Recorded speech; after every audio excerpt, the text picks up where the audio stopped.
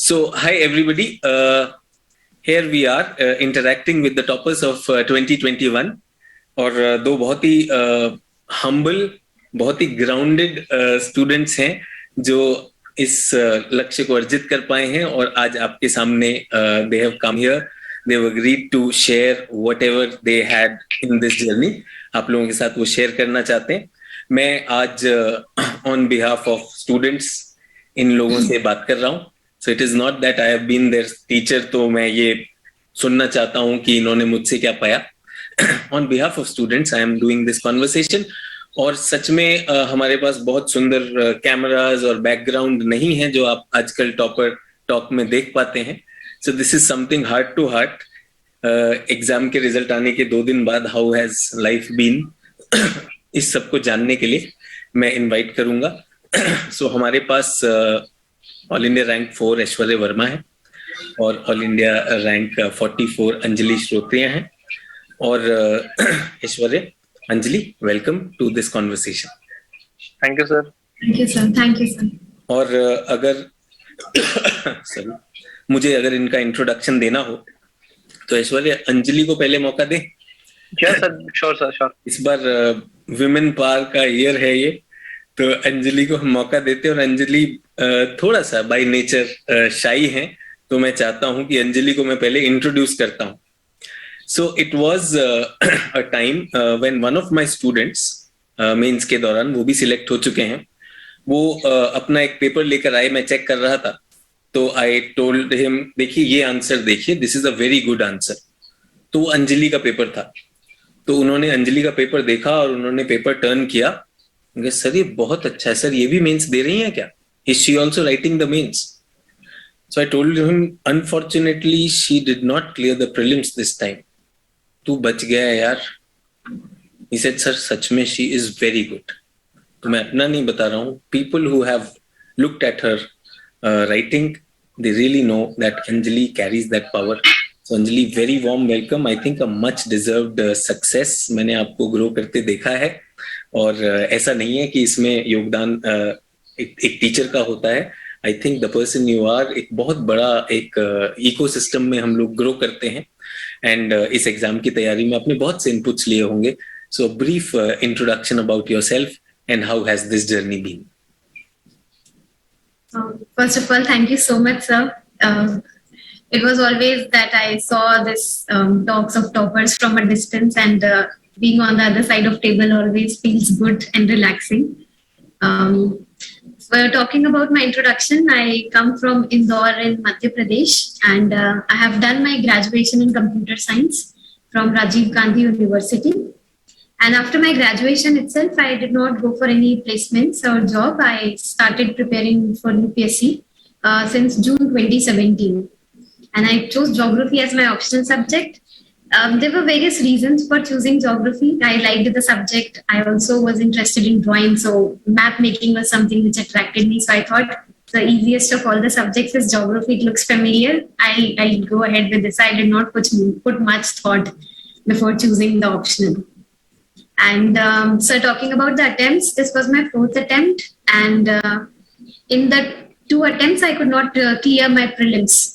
I think that was a major hurdle for me to understand where I was going wrong with pre. But then in my 3rd attempt, thankfully I cleared the mains also. I reached to the interview stage. Somehow I could not get, I would say, good marks in interview, and also I got decent enough score in mains. But I could not make it in my 3rd attempt, and finally in the 4th attempt, I could clear it with a good rank. So the journey was long. बहुत long journey है. So everyone who's listening to us, we have 2 toppers who have seen the ups and downs. कई बार ऐसा होता है, सब up ही देखा और ऐसा लगा कि बहुत आसान है. तो आई नो अंजलि, जब अंजलि का प्रीलिम्स नहीं हुआ था, जब मैंने आपको बताया, I told you know I got her answer, she was so promising, और प्रीलिम्स नहीं होता, it's very discouraging. So Anjali, thank you for that. Aishwarya, आपकी भी एक पूरी जर्नी रही है. पहले इंट्रोड्यूस हो जाते हैं and then we will talk one by one about things. Sir, actually, I'm quite surprised because my journey has been almost similar as Anjali's. She is from Indore. I am from Ujjain, Madhya Pradesh.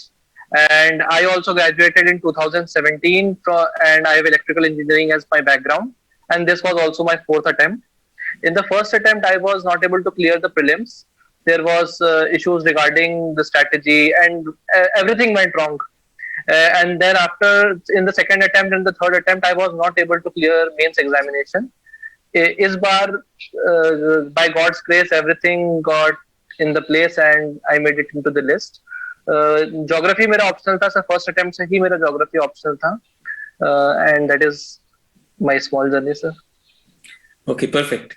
तो cutting other things short, मैं सीधा, as I said, no, my job should be only questioning. और मेरा आपसे request है कि कई बार ऐसा हो जाता है टॉपर टॉक में एक स्टैंडर्ड फॉर्मेट आता है कि हमने जीएस के लिए किया, ये ऑप्शनल के लिए किया, ये किया, और उसमें जब स्टूडेंट करता है तो प्रैक्टिकल प्रॉब्लम्स बहुत आती है, तो सुनने में तो आसान लगता है.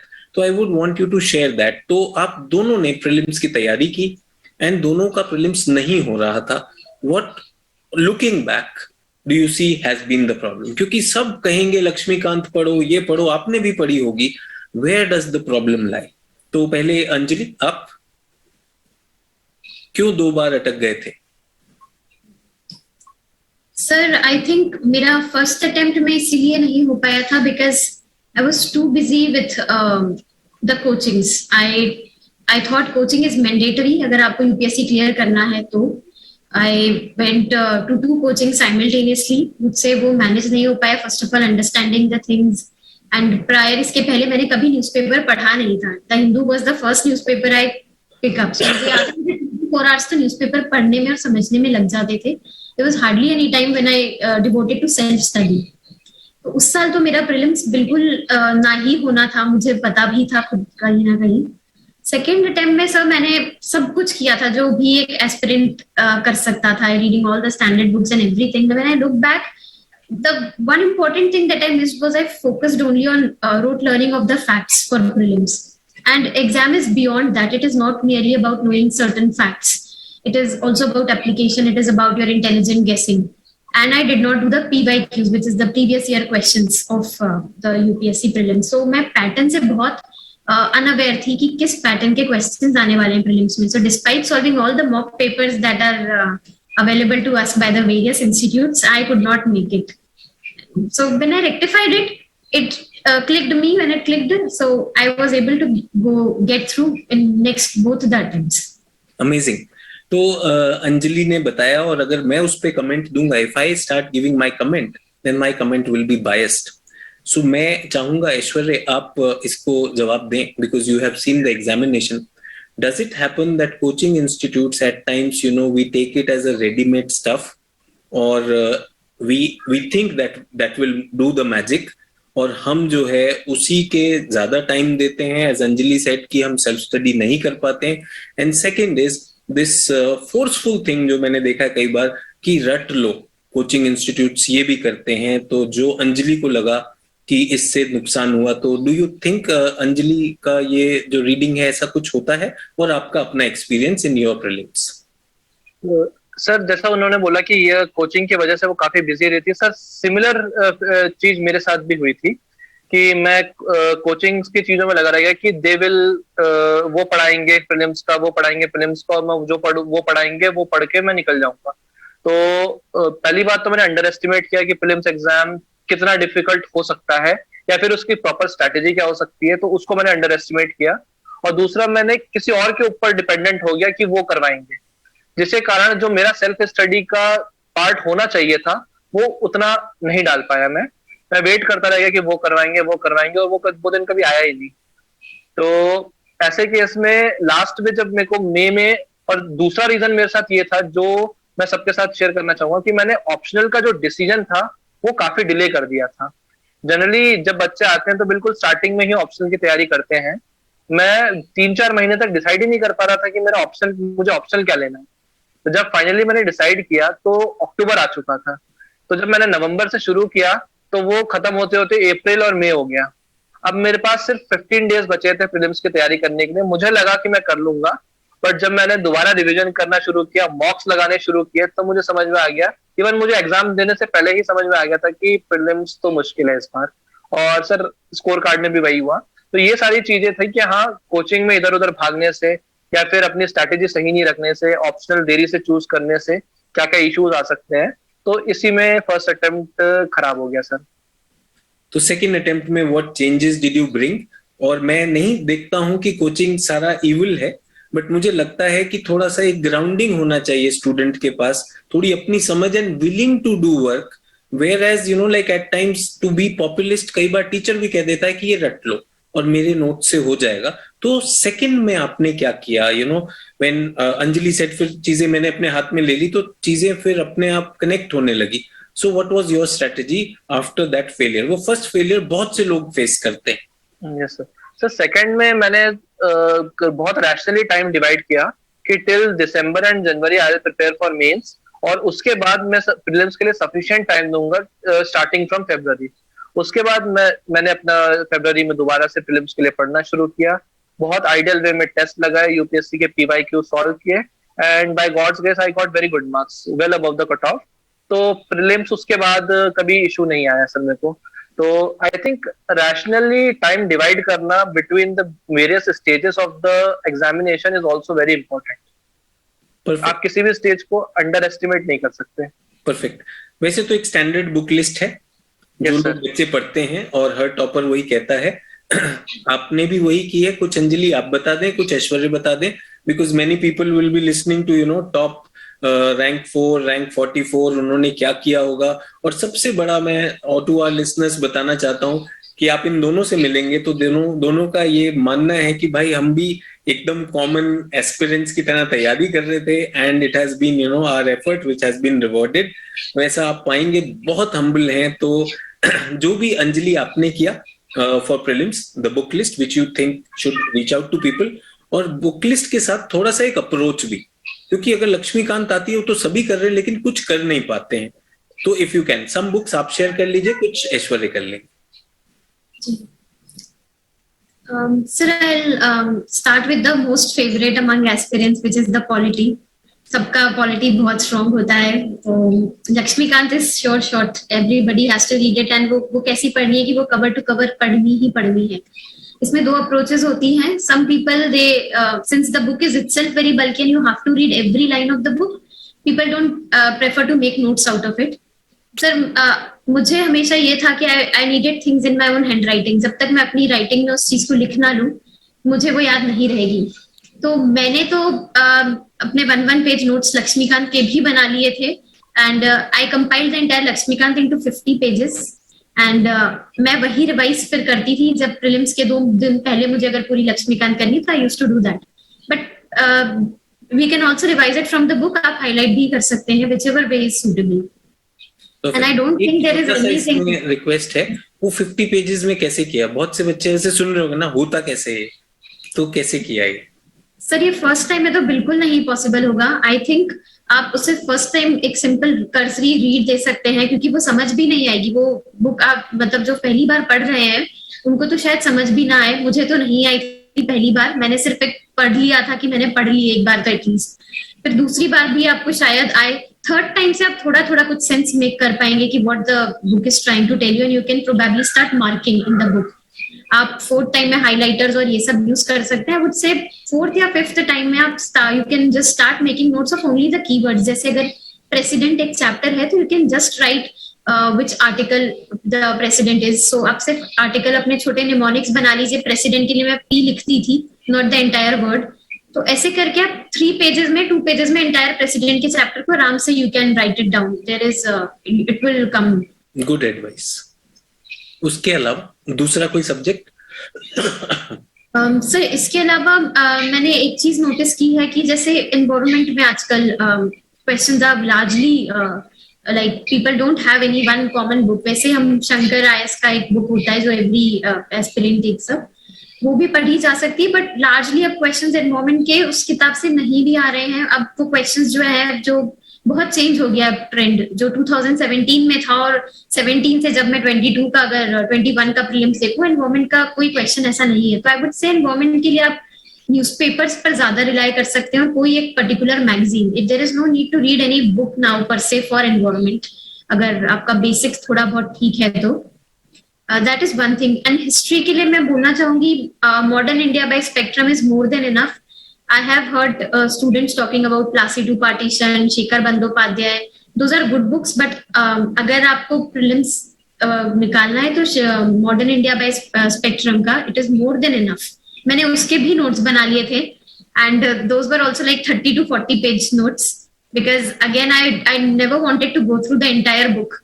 सो मैंने तो उसके भी बनाए थे. That is what I summarise. Laxmikanth एक अच्छी रिलायबल बुक है, उसको अपने शब्दों में ले ले. स्पेक्ट्रम आपको ठीक लगा, और वो जो पॉपुलर बुक है शंकर आईएएस, वो अब अपना रेलेवेंस खो रही है, क्योंकि एग्जामिनर बहुत चीजें उससे पूछ नहीं रहा. और मुझे भी कई जगह पे लगता है वो काफी विकिपीडिया का कलेक्शन ज्यादा है रादर देन दिस थिंग. तो वहां आपने एक क्वेश्चन लगाया. और न्यूज़पेपर, तो ऐश्वर्य इसमें मैं I would want to bring you in. ये जो अटेम्प्ट्स देखें, आपने भी न्यूज़पेपर को अच्छे से हैंडल किया होगा. बहुत से स्टूडेंट्स न्यूज़पेपर और करंट अफेयर्स से बहुत डरते हैं. तो इसमें दो टॉपिक्स जो हैं, जो अंजलि ने अच्छे से पास ऑन किया है, इकोनॉमी, इन्वायरमेंट, है ना, इनका काफी करंट से आता है, और ज्योग्राफी का. अगर इस पर कुछ आप अपना जीएस की स्ट्रेटजी, बुक लिस्ट और न्यूज़पेपर करंट अफेयर्स कैसे आपने की? सर, स्टार्टिंग विद इकोनॉमिक्स, मैं समझता हूँ जो बेसिक कंसेप्ट्स हैं इकोनॉमिक्स के, वो तो इम्पोर्टेंट है ही, और वहां पर आप वीक नहीं हो सकते, क्योंकि जो करंट डायनेमिक्स भी आएंगी वो भी इन्हीं टर्म्स के बेसिस पर आएंगी. तो अगर आपकी अंडरस्टैंडिंग वहां पर वीक होगी तो करंट भी ग्रैस्प करना बहुत मुश्किल हो जाएगा. तो उसके लिए सर एक बार 12th के एनसीईआरटी पढ़ी जा सकती है, और इसके अलावा श्रीराम आईएएस के नोट्स आते हैं इकोनॉमी के लिए. वो काफी अच्छी बुक है, श्रीराम सर की एक बुक आती है इकोनॉमिक्स की, वो मुझे काफी इफेक्टिव लगी थी. एक बार इकोनॉमिक्स के साथ मुझे ये फील हुआ कि एक बार आपके बेसिक कंसेप्ट क्लियर हो गए तो उसको मतलब भूलना काफी टाइम तक वो आपके साथ रहते हैं, और इवन बहुत जल्दी रिवाइज हो जाते हैं. इसके बाद सर जैसे न्यूज़पेपर में चीजें इकोनॉमिक्स से रिलेटेड आती हैं, कोई गवर्नमेंट की कोई स्कीम्स आ गई इस टाइप से, इसको थोड़ा थोड़ा न्यूज़पेपर से और थोड़ा सा करंट अफेयर की मैगजीन से, जो आपका मन करे वो उठा सकते हैं. बट मेरा टारगेट ये रहता था कि अगर मैंने कोई मटेरियल पढ़ा है, मैं एक ही मटेरियल उठाऊंगा, उससे अगर चीजें आई तो उससे गलत नहीं होनी चाहिए मेरी चीज. बस मेरा सिंपल सा टारगेट रहता था, क्योंकि मैं बल्क में चीजें नहीं पढ़ पाता था. तो मेरा बस ये टारगेट रहता था, मेरे पास जो मटेरियल है वो मैं अच्छे से कर लूं. अंजलि को अपने नोट्स बनाना ज्यादा अच्छा लगता था, सर मुझे एनरिच करना ज्यादा अच्छा लगता था. मैं अपने बुक में ही बगल में लिख लेता था, और मेरे लिए फिर वो बुक ही पूरी नोट्स हो जाती थी. तो मैं उसमें काफी जल्दी रिवाइज कर लेता था. Same goes for polity, same goes for this history, modern history. तो मेरे लिए नोट्स मैंने मेंस के लिए जरूर बनाए थे, क्योंकि मेंस में आपको बहुत ज्यादा रिवाइज करना पड़ता है और बहुत डेप्थ में लिखना पड़ता है. तो उसके लिए मैंने अलग से नोट्स बनाए थे. But as far as prelims is concern, generally मैंने स्टैंडर्ड बुक्स को ही अपने नोट्स के फॉर्म में एनरिच कर लिया था. तो सर एनवायरमेंट के लिए उन्होंने बिल्कुल सही कहा कि पहले स्टैटिक पूछते थे, पर अब जो आ रहा है वो थोड़ा सा न्यूज़पेपर की अंडरस्टैंडिंग, थोड़ा सा करंट अफेयर्स की अंडरस्टैंडिंग, और थोड़ा सा कॉमन सेंस. मैं कहूंगा कॉमन सेंस बहुत जरूरी हो गई है प्रीलिम्स के लिए, जहां पर आप लॉजिकली एलिमिनेट कर सके, नहीं यार ये तो नहीं हो सकता, ये तो मतलब लॉजिकल ही नहीं है कहीं से कहीं तक. तो I relied more on such things. तो इकोनॉमिक्स और एनवायरमेंट क्योंकि आजकल बहुत ज्यादा कंटेम्प्रेरी हो गए हैं, तो मैं समझता हूँ कि स्टैंडर्ड बुक्स तो पढ़नी है एक बार आपकी अंडरस्टैंडिंग डेवलप करने के लिए. बट उसके बाद जो करंट अफेयर्स सप्लीमेंट करना है उसमें, वो आप न्यूज़पेपर या कोई भी current affair magazine, I am not propagating any particular one, कोई भी आप कर सकते हैं. बस शर्त यह है कि आप उसको अच्छे से करें. अगर उसमें से क्वेश्चन आया है तो वो गलत नहीं होना चाहिए. परफेक्ट. तो मैं सभी को बताना चाहता हूं कि ये एक इंटेंशन भी दो टॉपर्स को एक साथ लाने की ये है, जस्ट टू से मेरे जो बहुत से स्टूडेंट्स हैं जिन्होंने एग्जाम में बहुत अच्छे रैंक्स पाए हैं, वो सब अपने इंटरव्यू में कहते हैं कि मैं जो बात कर रहा हूं that is one way of achieving, there are multiple ways of looking at it. तो आप यहीं पे देख सकते हैं, एक जो है नोट्स बनाते हैं अपने अलग से बनाते हैं, एक साइड में लिखते हैं. तो एवरीवन फाइंड योर स्टाइल. इसमें मैं एक चीज पूछना चाहूंगा अंजलि से भी, ऐश्वर्या से भी, जो भी आप इनमें जवाब दें, कि ये तो सबको पता है कि न्यूज़पेपर करना है और ऐसे करना है, लेकिन वो हो नहीं पाता है. एक फियर रह जाता है कि न्यूज़पेपर में कर ही नहीं पा रहा हूं, मेजॉरिटी लोग नहीं कर पा रहे हैं. तो पहला तो आप लोगों की रुचि उसमें कैसे आई? How did you develop an interest and how did you develop a discipline of reading the newspaper? And the last thing is, how are you able to extract things which were important, because बहुत से बच्चों को पता ही नहीं उसमें से निकालना क्या है. Sir I would like to take on this. Sir मेरे हिसाब से अगर आपको यूपीएससी का सिलेबस अच्छे से याद है तो आपके लिए काम 50% आसान हो जाता है, क्योंकि फिर आपको पता होता है कि कौन सा सिलेबस किस किस पेपर में, कौन सा सिलेबस किस किस पेपर में कौन सा टॉपिक है। तो ये जो टॉप न्यूज़पेपर में न्यूज आई है, क्या ये उससे रिलेटेड है, और उससे रिलेटेड है तो इसमें से ऐसी कौन सी इंफॉर्मेशन है जो मैं निकाल सकता हूँ। जैसे फॉर एग्जांपल अगर कोई स्कीम निकाली गई, वो किस स्कीम किस सेक्टर से रिलेटेड है, वो मैंने वहां से उठाया। न्यूज़पेपर से सिर्फ उसकी डिटेल्स उठा ली या फिर उसके जो प्रोज एंड कॉन्स है वो उठा लिए, और अपने उस जगह स्टैटिक नोट्स पर जाके कर लिया जहां पर उसकी जरूरत है। तो इसके लिए आपको ये पता होना चाहिए कि सिलेबस में क्या लिखा है, और आपके स्टैटिक नोट्स उस हिसाब से अलाइंड होने चाहिए।